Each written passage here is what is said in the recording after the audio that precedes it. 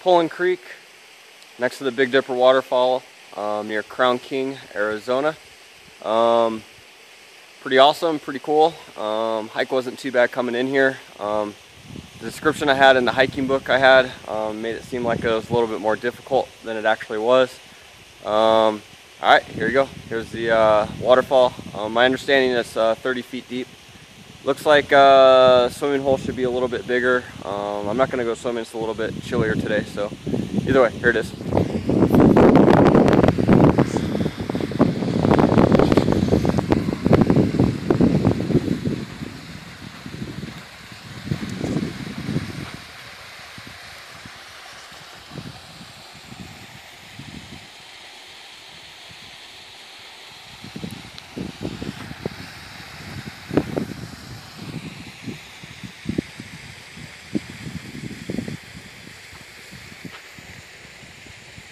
Well, that wall right there, because I came in from above the waterfall right there, I had to come down right there.